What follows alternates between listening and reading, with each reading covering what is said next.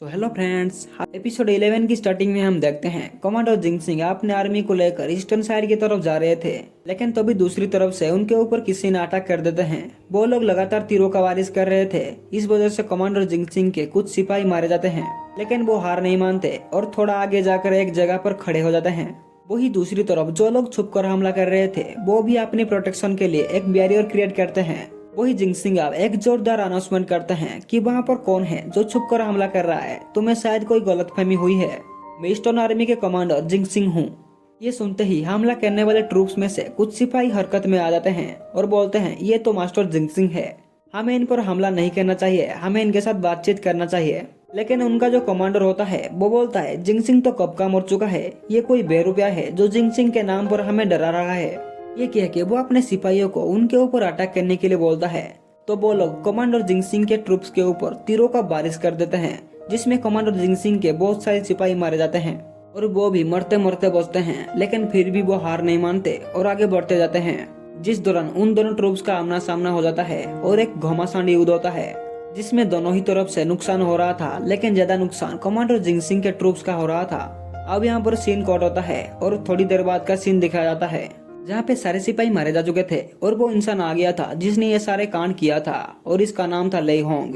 ये यांगमिंग हुआ का एक साथी था जो कि यांगमिंग हुआ के कहने पर ही जिंग सिंह को मारने का प्लान बनाया था। लेकिन जिंग सिंह तो नहीं मरे थे, वो भागने में कामयाब हो गए थे। ये बात जब उसे पता चलता है तो वो बहुत ज्यादा गुस्सा हो जाता है और उसी सिपाही को मार देता है जिसने ये संदेश दिया था। वही दूसरी तरफ हम जिंग सिंह को देखते हैं जो भागने में कामयाब हो गए थे, लेकिन उनका हालत इतना खराब हो गया था और वो इतने इंजर्ड हो गए थे कि शहर के अंदर एंटर करने से पहले ही गेट के सामने बेहोश होकर गिर जाते हैं। जिसके बाद सीन चेंज होता है और हमें कुछ दिनों के बाद का सीन दिखाया जाता है कि कमांडर जिंग सिंह की डेथ हो गई है और उनका शोक यात्रा पालन किया जा रहा है, जिसमें सारे लोग सियाड़ होकर फूल चढ़ा रहे थे।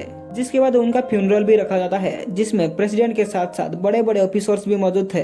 जिंग सिंह 30 साल तक ईस्टर्न आर्मी के कमांडर रहने के साथ साथ पॉलिटिकल मामलों को भी संभाला और अपना पूरा लाइफ मिलिट्री सर्विस के लिए समर्पित कर दिया।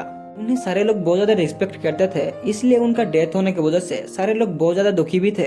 अब प्रेसिडेंट यहाँ पर शपथ लेते हैं कि इनके मर्डरर लेई होंग को जरूर सबक सिखाया जाएगा, उसे बख्शा नहीं जाएगा। उसके बाद ही कमांडर जिंग सिंह की आत्मा को शांति मिलेगा। अब हम जीचुन को देखते हैं जो पहले से ही दुखी था और कमांडर जिंग सिंह के मर्डर के बाद और भी ज्यादा दुखी हो गया था। तो वो जिंग सिंह के पास जाकर उनको बाव करता है और प्रेसिडेंट को ये कह के चला जाता है कि मास्टर जिंग सिंह बहुत बुरी तरह अपने प्राण गंवाए, उन्हें अपने आंखें बंद करने का भी मौका नहीं मिला। अब वो जा रहा था, जिससे सारे लोग हैरानी से देख रहे थे क्योंकि फ्यूनरल छोड़ के जाना रूल्स के खिलाफ था। उसके बाद अगले सीन में हमें पता चलता है प्रेसिडेंट ने 2 जनरल और कुछ ट्रूप्स को भेजा है लेई होंग को मारने के लिए। वही डिलिन भी प्रेसिडेंट को सुझाव देता है कि हमें सेंट्रल आर्मी से भी कुछ ट्रूप्स को भेजना चाहिए उनके मदद के लिए। लेकिन लुओ मिंगहाई उसका उल्टा ही बोलता है, क्योंकि वो पहले से ही डिलिन को पसंद नहीं करता था, वो उसे नफरत करता था क्योंकि डिलिन ने उसके परिवार को मार दिया था। इस वजह से वो बोलता है लेई होंग को मारने के लिए ईस्टर्न आर्मी ही काफी है, इसके लिए सेंट्रल आर्मी को भेजना कोई भी जरूरत नहीं है, क्योंकि इससे सिर्फ हमारा रिसोर्सेस ही खत्म होगी और कैपिटल में भी मसला हो सकता है। ये सुन के प्रेसिडेंट को उसका ही आइडिया पसंद आता है। तो भी व्यू चेंज होता है और हमें जीचुन को दिखाया जाता है जो तलवारबाजी कर रहा था और काफी गुस्से में भी दिखाई दे रहा था। तो भी उसके पास एक लेडी ऑफिसर प्रेसिडेंट के ऑर्डर लेकर आती है और बोलती है कल तुम्हें बहुत दूर साउथ वेस्टर्न रीजन के मिल्टन में कमांड संभालने के लिए भेजा जा रहा है, इसलिए तुम सीधा मिल्टन चले जाना, प्रेसिडेंट के पास गुड बाय बोलने मत जाना, ये उनका ही ऑर्डर है। ये सुन के जीचुन को भी पता चल जाता है कि आज की हरकत के वजह से प्रेसिडेंट उसे देखना भी नहीं चाहते।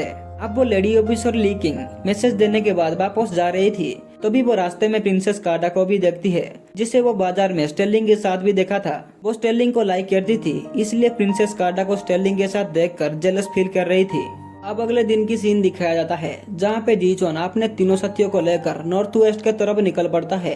रास्ते में लोजाई का तबियत थोड़ा खराब हो गया था, तो बाईचुन उसे पूछती है क्या तुम्हारे लिए कफिन का इंतजाम कराए। और जीचुन का मूड आज बहुत ही अच्छा था, इसलिए वो उन लोगों के साथ मजाक करने लगता है और एक ऐसा गंदा जोक मारता है कि उन लोगों को भी उल्टी आ जाती है और वो सारे के सारे एक साथ उल्टी करने लगते हैं। तो भी हमें दूसरी तरफ लेई होंग को दिखाया जाता है, जिसे अभी अभी पता चलता है कि यांगमिंग हुआ मर चुका है, इसलिए वो बहुत ही गुस्से में चीजों को तोड़ता फोड़ता है और अपने सबऑर्डिनेट के ऊपर गुस्सा करते हुए बोलता है तुम्हें ये बात पहले बताना चाहिए था कि यांगमिंग हुआ मर चुका है, तो मैं जिंग सिंह को नहीं मारता, अब तो वो लोग मुझे नहीं छोड़ेंगे, मुझे मार डालेंगे।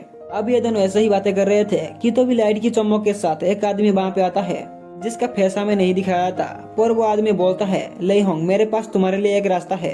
ये कहते ही यहाँ पे सीन चेंज होता है और हमें डिमोन्स को दिखाया जाता है जो लोग स्टोन रीजन पर हमले की तैयारी कर रहे थे और बोल रहे थे, इंसानों हम तुम्हें नहीं छोड़ेंगे, तुम्हारे कबीले को यहाँ से बाहर फेंक डालेंगे।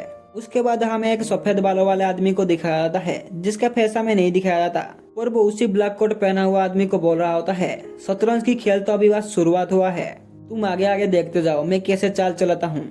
ये कहने के बाद ये एपिसोड यहीं पे ही खत्म होता है। तो फिर मिलते हैं नेक्स्ट वीडियो में, तब तक के लिए जय हिंद जय भारत।